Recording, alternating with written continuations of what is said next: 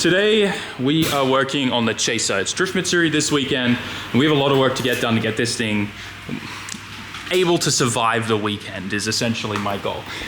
If you remember, the last time we drove this, we had the whole knuckle falling off the spindle thing again. The bolts just sheared straight out.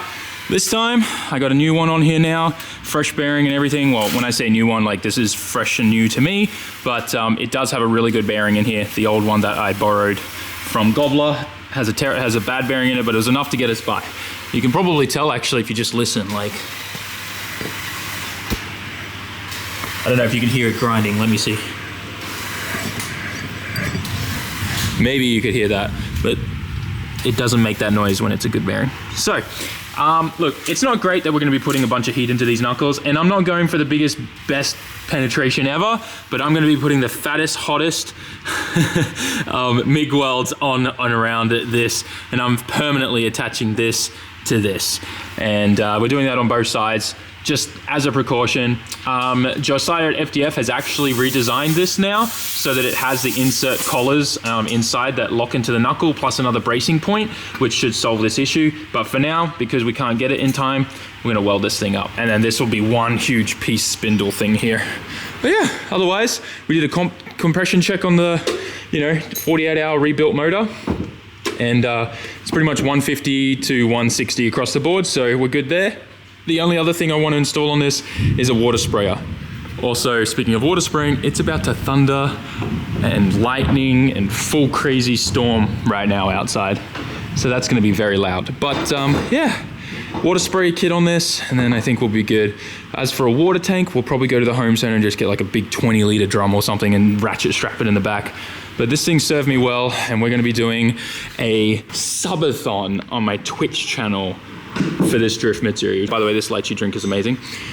It is absolutely ridiculous because you guys are going to control how long the stream goes, and the stream doesn't end until the timer ends, and for the timer to keep having time on it requires subs, donations, gifts, and bits and all that type of stuff on Twitch. If you're new to Twitch, that's probably all weird language to you, but if you do have Twitch, go follow me on Twitch. I have a link down in the description.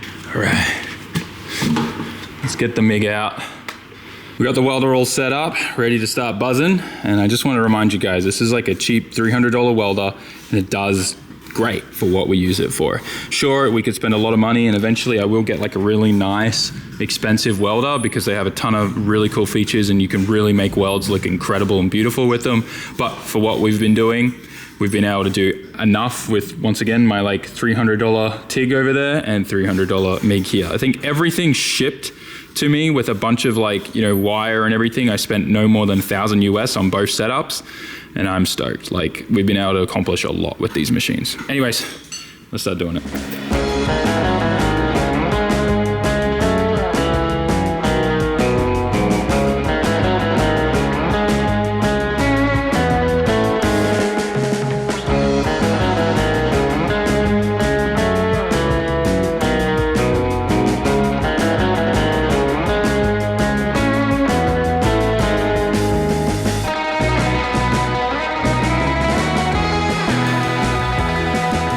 Welds aren't going to win any kind of crazy awards, but they're definitely there, and they should definitely help tremendously. We obviously still have the bolts torqued and Loctited in here, but like having all the welds everywhere in this section, there, over there too, just everywhere I can to connect this to the lower part of the knuckle. Especially like here, I went to ham there. And then usually there's actually a gap in between here, but I welded all that in there too. So that should really help. Usually I try to preheat cast, but I didn't want to put too much heat into this bearing. But while this is turned up so hot, I could see that it was definitely blending in and melting the cast. So hopefully it'll be okay, but we won't know. But this is obviously way better than what it was before, and it should make a pretty big difference and make this survive long enough for the weekend before we get the new ones that are much more reinforced and stuff. Now we got to do it on this side.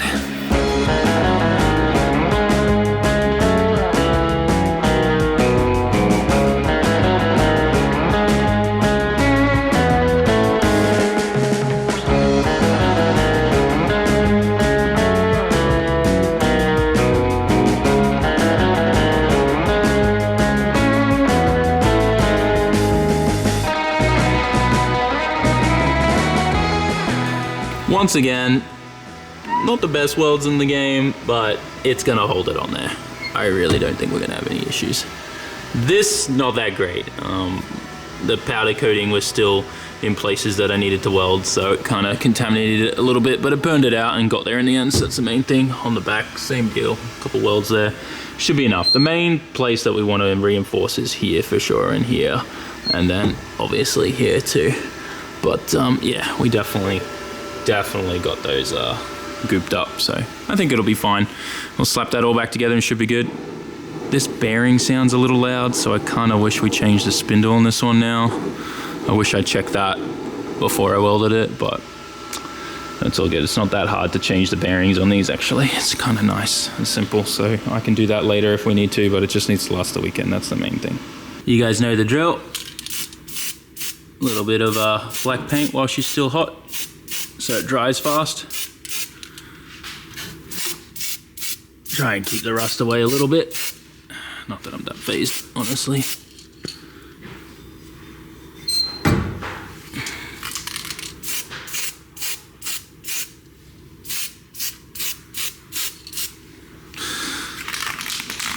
Not too bad. Not the best, but not too bad at the same time. Let's get that on there. Trying to prevent a little bit of rust. Would be good. I think it'll be fine.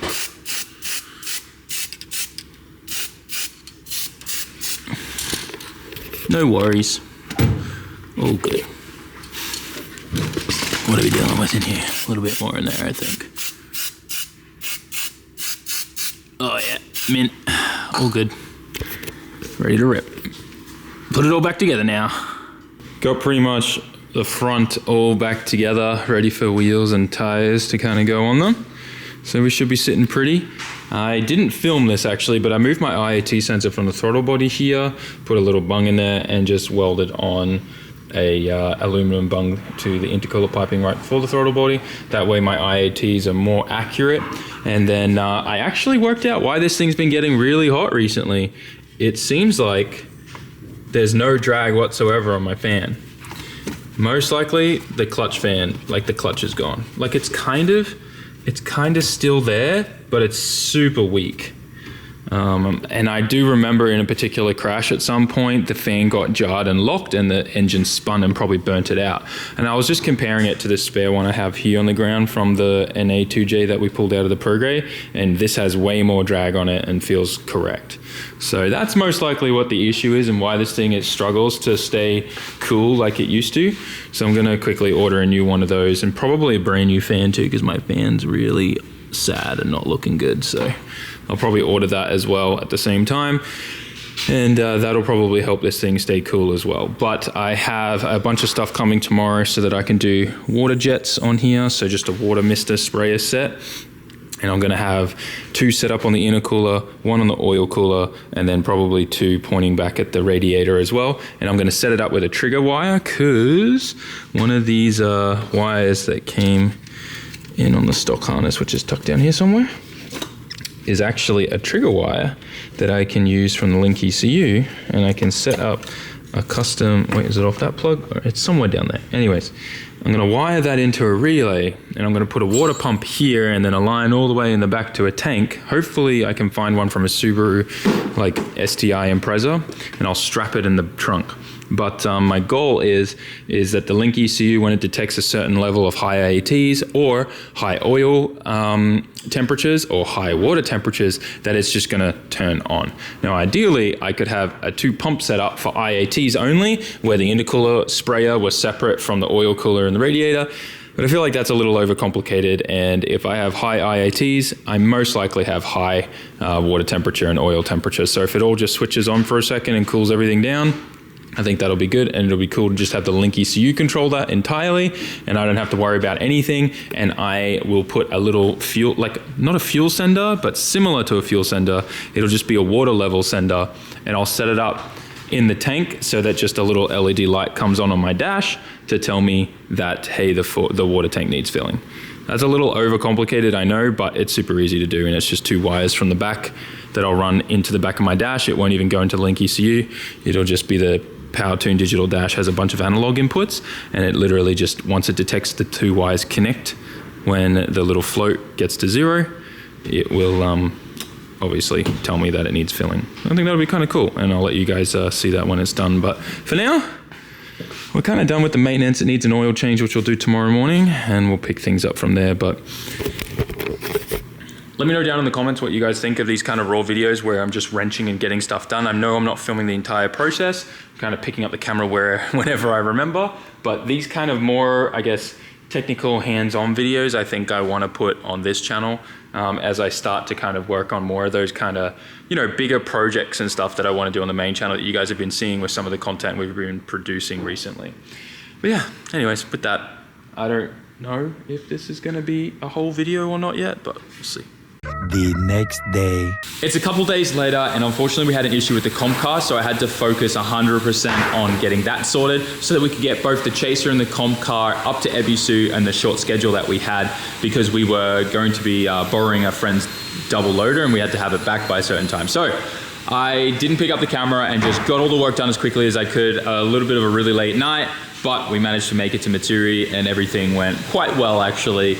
But I wanted to make sure that I showed you guys how we set up the water sprayer, because I think it's really cool and I geek out about this stuff and it's a little kind of techie and whatnot. But I actually showed you guys in the Twitch stream how the setup works and talked a little bit about it with the GP output and the link ECU. So I'm gonna put that in here, and I'm gonna throw in a few clips as well from the Twitch stream and just kind of highlight the weekend and how good it was, because I didn't make a YouTube video for Drift Matsuri. These days I don't really focus on making YouTube videos for Drift Matsuri, and I let that kind of just be its own thing on Twitch, because I think that's the best way that you guys can experience it. You get to experience it live, you get to be involved, we get to do some fun sub challenges and whatnot. It makes it really, really fun. But anyways, enjoy this little explanation of the water sprayer and seeing it set up, and then a couple clips from Matsuri.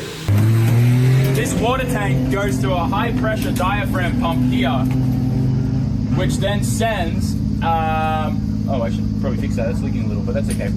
It sends it to the front to multiple water sprays on my intercooler, my oil cooler, and radiator. And then I ran a relay to the ECU with the trigger with a GP output with 3 conditions. 1, the motor, the car has to be moving. There has to be some kind of kilometer per hour, like over 5 kilometers an hour. And then if the car's moving over 5 kilometers an hour, it then looks at my IAT and my water temp. If my IAT goes above 60 degrees, it sprays. Celsius, by the way. If my water temperature goes above 89 degrees C, it sprays. So I have water spray here, water sprayer here, and then 2 water sprayers under here on the intercooler. So while I'm driving, and normally 1 tank, all day yesterday it lasted for 1 tank. Sick. So let's go fill it up with some water. Let's go for a walk.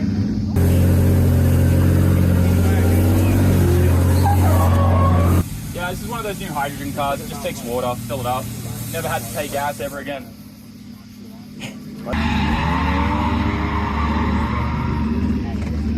Summer Drift Matsuri things. Yeah. Honestly, I'm gonna run this all the time now. Really? Yeah. I guess if it's hooked up to the sensors, yeah. Yeah, hooked up to the sensors, this thing will rip now. Oh no.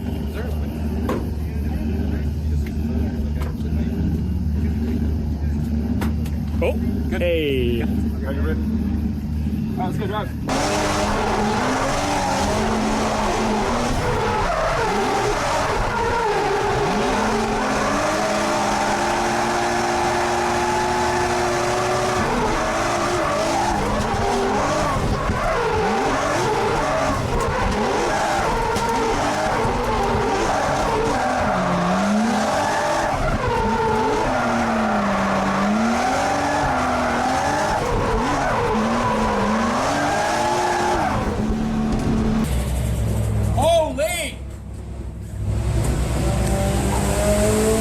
Try to send this, but this is not going to be pretty.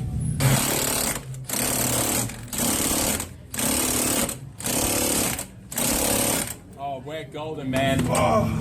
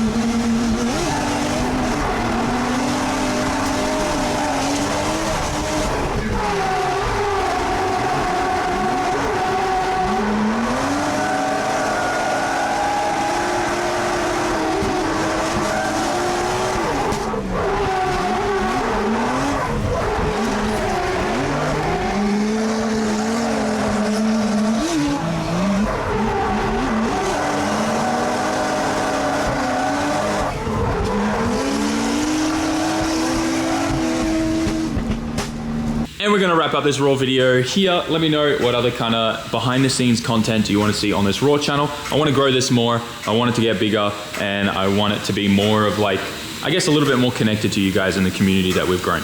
Like, comment, share, subscribe, guys. I'll see you in the next one. There's a video coming soon on the new IT channel as well, so if you aren't subbed to that yet, definitely go check it out. Links in the description. I'll see you in the next one. Peace.